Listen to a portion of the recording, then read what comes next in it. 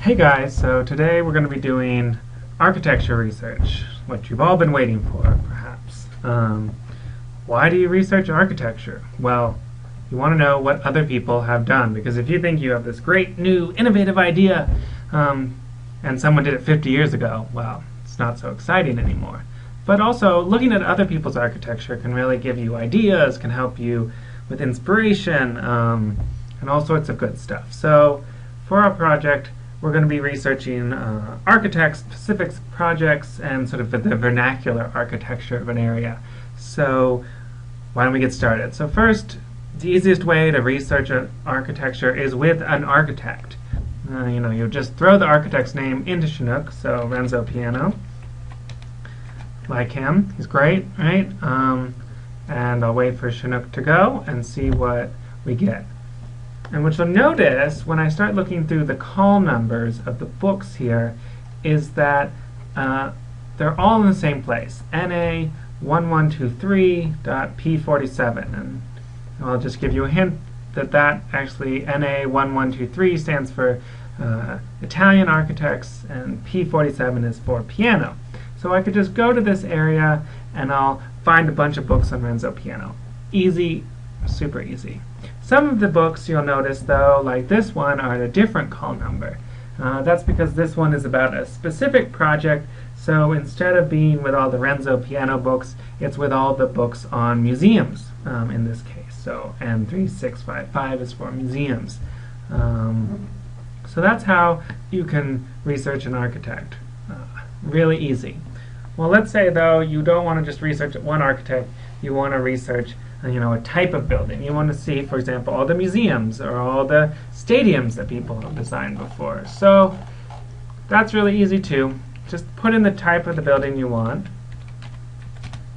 We'll try stadium first, and we'll just do it singular. So what we're getting is specific stadium, and I'm getting a bunch of other junk here that I don't necessarily want. So I can get rid of that by limiting it down to the art and architecture collection. So only books with stadiums in the art and architecture. Okay. Good. I've got these specific projects, specific stadiums that have been built. I could go research these and see really cool stadiums that have been built before. If I want like lots of stadiums, though, I might need to look up stadiums like this. Oh, look at this stuff. I don't want that. Let's limit art and architecture again. Okay, it's a little better. Sports facilities. A couple different things. Ooh, stadia. I didn't realize stadia, well I did, but stadia was the plural for stadium, so maybe I actually want to change my search, but this would be a great book to get. So I can go back up and do stadia. Yeah, oh, this looks great. So I might want to get these books on designing and developing stadia if I was going to build a bunch of them. On the other hand, though, right, books aren't great if you want lots and lots of information about lots of different particular projects. Where we'll really want to find items on particular projects is in articles, right? Because architecture journals are coming out all the time with these stories on specific buildings, on specific projects. So that's really where we want to go. So if we head back to the library's homepage, and we go to find articles, we'll want to go down to environmental design, architecture, and planning, just the recommended starting points. We want to go to Avery Index. A lot of you have probably used Avery Index before, but it's a really key place for finding all the kind of journals and articles that are coming out in things like Architectural Review, Architectural Record, etc., etc., etc. So we'll go to Avery. And Avery looks like this. It looks like any other database you've probably used before. So let's just say we want, a stadium. So we want to see all sorts of different projects. And you'll notice I got 2,000 results. So there's a lot of different articles on different stadiums that have been built. Let's go down and say, let's do Olympic Stadium.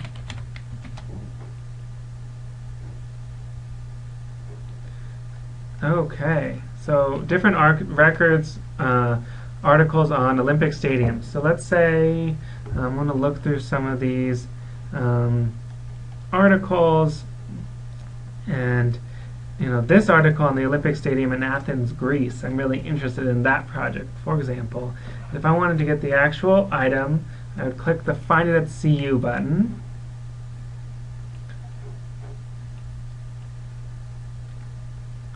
And here it would link me to where I can get the full text of that article. Just in HTML in this case. But maybe I want the London Stadium, I want to find it at CU. No full text online. In this case, I need to use request a copy. I'll just click here.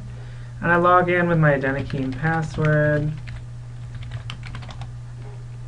And you'll see it auto-filled out all the information about this article. So I can just submit the request and get a PDF of the article emailed to me. It is really fantastic. So I highly suggest you use that for any of these articles you want.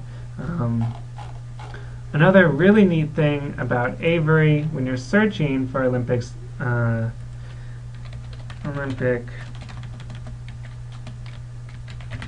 Stadium is you can specify what kind of drawings and charts you want. So I want elevations, or maybe axonometric drawings, or maps, and I want some plans definitely. So now I can search and just get down to the items that include these kind of plans and maps and things like that. Here's an interesting one. So the Herzog and de Meuron Stadium for the Olympic Games in Beijing. Maybe I'm really interested in that. So I might look up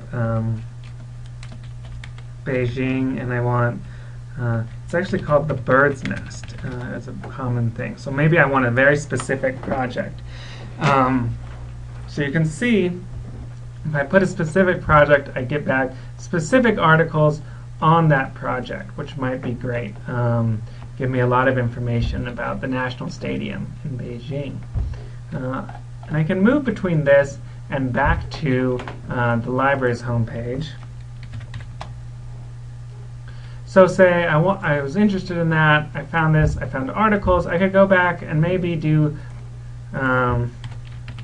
Herzog and Meuron and see if there's anything, maybe a book that I could find. Well, the complete works, that should probably have it. And this one, about Herzog and de Meuron and their collaboration with Ai Weiwei in Beijing, which included the Bird's Nest, so that would be a fantastic book to go and grab. So lastly, I want to talk a bit about finding vernacular architecture, right? So vernacular architecture is the traditional, historic architecture of an area. And usually when you design a building, often you want to, acknowledge the vernacular architecture. And often there's a reason why the vernacular architecture is that way. Maybe, it's really good for hot climates, or it has some sort of historic value.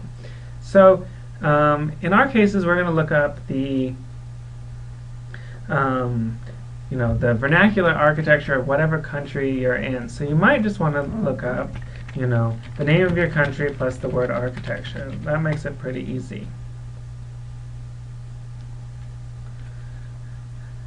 Okay, so this might be a little modern. You'll get a lot of modern stuff, but this might be good. The art and architecture of Turkey, or architecture, art, and Sufism in Ottoman Turkey. That might be really good if I was wanting the vernacular architecture, for example, for Istanbul and Turkey.